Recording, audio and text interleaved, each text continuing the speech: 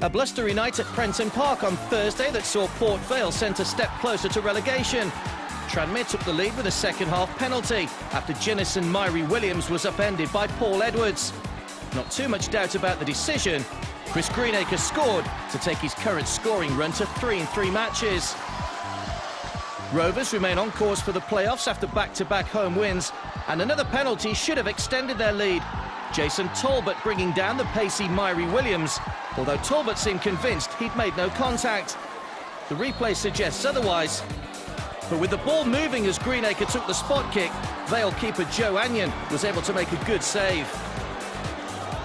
With 2 minutes to go, Rovers did put the result beyond doubt to send Vale to their first defeat in 3 games. Ian Moore finding space and a measured finish to move his side back into the top 6. It was wet and wild on Friday night at Prenton Park as Tranmere moved back into playoff contention. An early boost as Steve Jennings poked the ball home. Then from this corner, Chris Greenacre's stinging volley brought their second. The ref's assistant signalling the ball had crossed the line. But Swindon were always feisty and competitive. Simon Cox skipping into the box past Ian Goodison. Billy Painter scoring his 10th goal of the season. 3 wins out of 4 for Tranmere prior to their trip to the Bescot Stadium, and they went ahead in the 3rd minute. Jennison Myrie Williams getting his head to Andrew Taylor's cross. Game turned in Warsaw's favour 5 minutes before half-time when Rovers... Paul McLaren's attempted clearance led to Ben Chorley tangling with Kevin Betsy in the area. Referee Carl Boyson awarded a penalty and sent off Chorley, who was resigned to his fate even before the card was shown. Some contact as Betsy tumbled. Veteran striker Tommy Mooney took the spot kick, only to be denied by keeper Danny Coyne. But 5 minutes later, the Saddlers were level. Dorr, who scored his first goal in English football with the aid of a slight deflection. Walsall went on to record their first win in 7 games that keeps them in touch with the playoff chasers. Mooney just keeping the ball in play and setting up Ishmael de Montagnac for his 4th goal of the season. Okay, Tranmere have slipped out of the top 6 at just the wrong time, but their remaining 2 home games are against Nottingham Forest and Southend. It's so close, only maximum points will do after they threw away the lead last week at Walsall. They were down to 10 men when Alassane Undo's shot was deflected in for the equaliser, and Ishmael de Montagnac got the winner with half an hour remaining. Desperately disappointing with the outcome of the game, really, when we played Walsall on Saturday. Massive decision by the referee. We're 1-0 up, cruising. You know, never under any pressure as a manager. You're thinking, you know, we can get more goals here. And then, you know, missed kick from McLaren in midfield. And then Ben Chorley and Betsy come together, fall on the floor. Don't think any other referee would have given it. He's give it. And not only that, he sent the player off. But luckily for us, Danny saved the pen. But we're down to 10 men, and unfortunately, you know, we lost the game. And, you know, it's such a big decision with 5 games to go. Looking at your side, home form's been pretty decent. Away from home's been a problem. You know, last year we were very, very adventurous away from home, so we thought we'd try and change it a little bit this year and go with maybe a more 4-5-1 formation than we are away from home. And to be fair, we've lost an awful lot of games by the odd goal this season, so it's been the luck of the draw or the little bit of the break. But we got Forest at home, you know, so, you know, we've got to look forward to that, and we know our own form's good. And we're looking forward to the challenge now. We've got 4 games left. I think we need to win 3 of them if we're going to get into that 6th spot. How big an achievement would it be to get Tranmere into the playoffs? I think it'd be a great achievement. You know, I've been here now, this is my 2nd year. Club were really struggling when we first came in, myself and John Brecken, now myself and Peter Shirtliff. And I think we've done a brilliant job here. And that's not a pat on the back for me. You know, I'm just being honest, and I think, you know, we've turned the club round. I think if we can get to Wembley, and especially win it, I think it'd be a great achievement. We've been to Wembley 4 times, won 2 and lost 2. So we know what it's like. I mean, if you could be guaranteed at the start of the season, I know it's nonsense, but if you could be, it's the best way to go up, there's no doubt about that. Turning to Forest, you've obviously played against them, seen them. How do you see it going this weekend? Yeah, you know, they've got some quality, there's no doubt about that. You know, Collins got himself a really good squad there. You look at the pace up front, they play 4-3-3, home and away, so you know they're going to have a real go at you.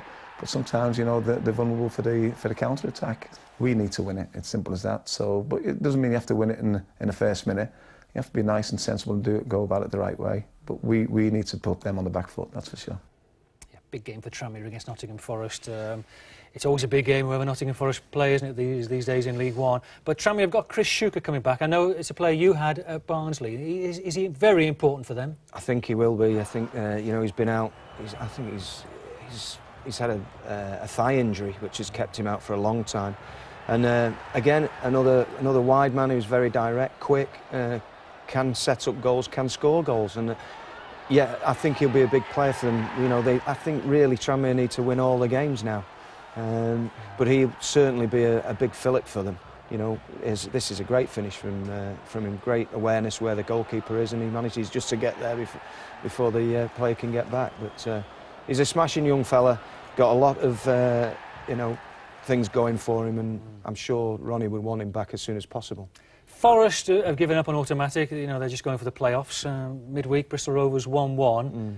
As we say, it's just always a big game for them, isn't it? And at home especially, sometimes they probably feel under pressure with their crowd, do they? Yes, I think so. I think sometimes when they expect so much, the crowd, and if they don't go ahead and start pummeling sides within the first 10-15 minutes, sometimes they get a little bit on the backs, and maybe they do feel a bit of the pressure. But Colin, again, has got a big squad to choose from, some excellent players there. Chris Commons has been fantastic for them, and I think that, you know, they just need to settle down. It's a big game for both teams tomorrow. How competitive is League One overall, Andy? I think it's a very competitive league. I think you've seen from the results, anybody can beat anybody, and it's only the teams that have just had a little bit of that consistency to keep games, you know, going, that have managed to stay where they are. OK, look at League One then. Look at the table.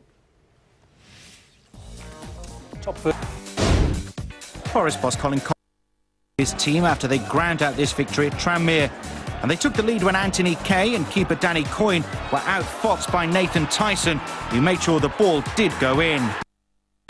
Forest are now 6 points behind Carlisle and confirmed this victory when defender Wes Morgan withstood Shane Sheriff's challenge to score his first league goal for 6 months.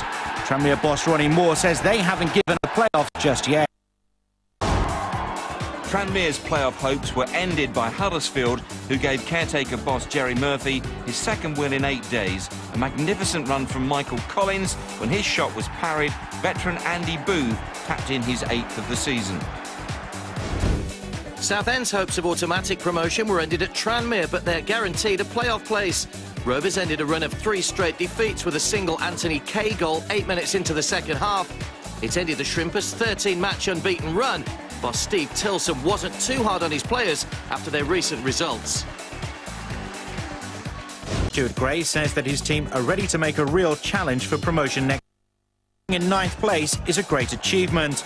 They took the lead against Cross was converted by Adebayo Akinfenwa. But the goal of the game was actually scored. Chris Shuker's header back into the box was dispatched expertly by Anthony Kay. Tranmere boss Ronnie Moore believes that their failure to make it into the top 6 was partly due to their unconvincing away form. Northampton finished the season unbeaten in 6 thanks to Hubert's 13th of the campaign, but Tranmere bow out with only 1 victory in 5. This is how it finished down the bottom of League One, with Crewe dropping a place to finish 20th, 2 points above. It would have been 15th, but for their penalty. At the top, Forest went above Doncaster and Leeds leapfrogged Southend. Brighton stayed 7th, but 7 points outside the playoffs. Oldham moved up 1 to 8th, while Tranmere dropped 3 to 11th.